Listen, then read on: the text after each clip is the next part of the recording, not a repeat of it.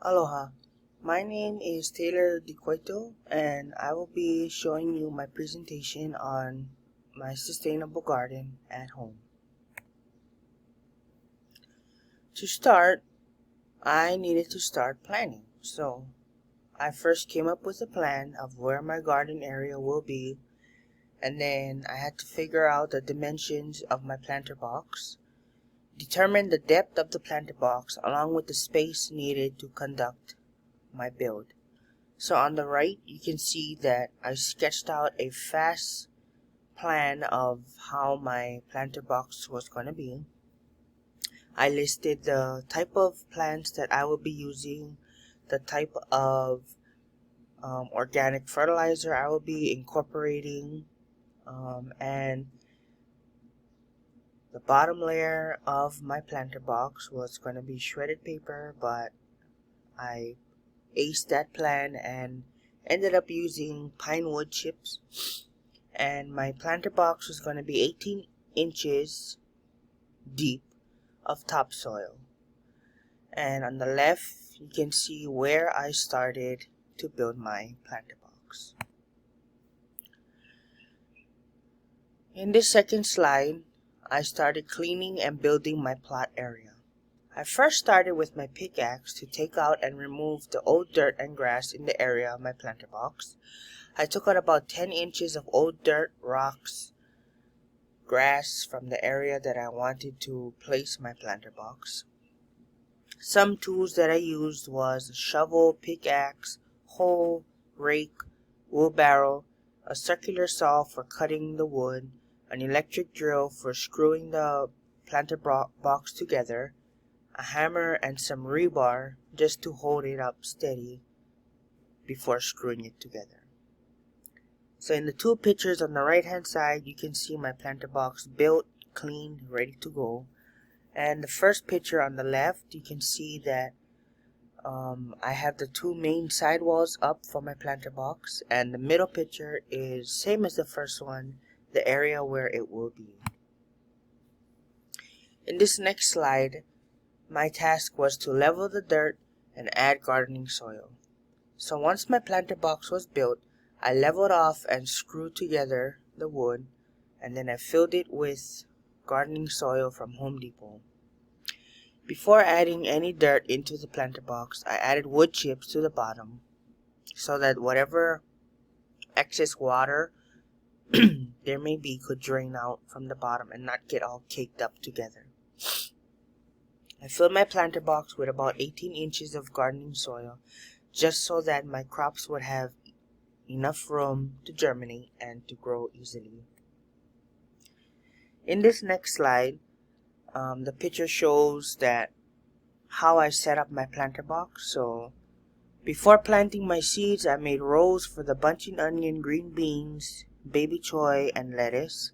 And for the cucumbers, I made mounds. So starting from right to left, I made the first row for the bunching onion, the second row for the baby bok choy, the third row for the lettuce, the fifth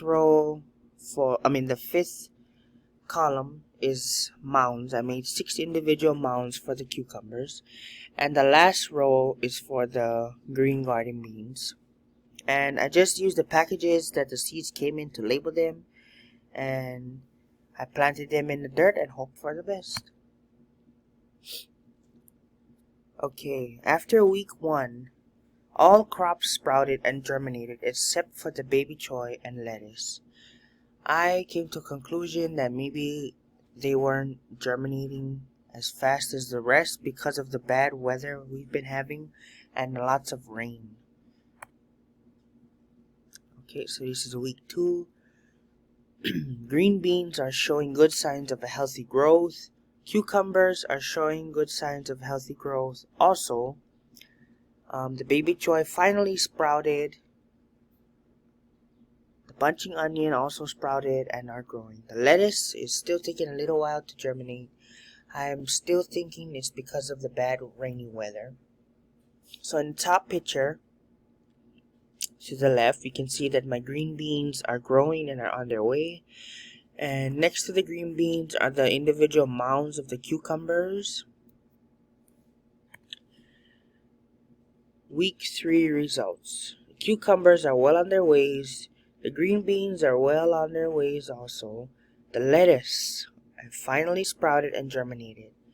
The baby choy are growing as well as the bunching onion. Although I still was experiencing some bad rainy weather in week 3. So the bottom pictures, you can see that towards the left are my green beans, and on the right are my cucumbers, and on the top are my baby choy and lettuce. And then we move into week 4. All my crops are growing. What a success.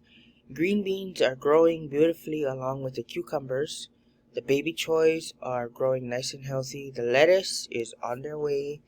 Bunching onion got a little injured from the hard rain and bad weather we've been having. They were on their ways of growing, and then we experienced some unusual hard rains, and they got a little bit damaged. So in conclusion, from the first week all the way to now, I've learned so much about growing some crops and the conditions it takes to grow them out nice and healthy.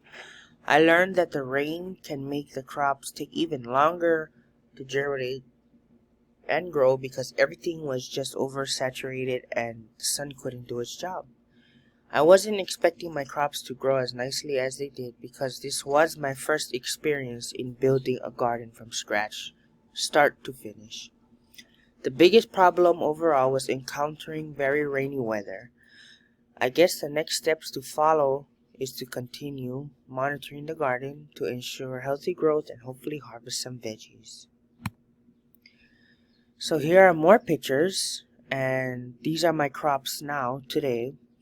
I still haven't made my wiring for the cucumbers to grow up on, but the picture on the far bottom left, you can see my green beans are starting to grow, and right above that you can see my cucumbers are starting to grow also.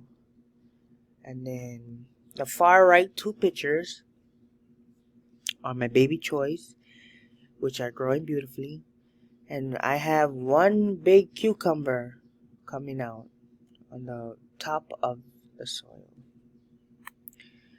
Here is my bibliography where I got some ideas from for building my bed, my garden bed. I got some from burpee.com, Savvy Gardening, and Tamu EDU, AgriLife Extension. And that will be it for my presentation. Thank you.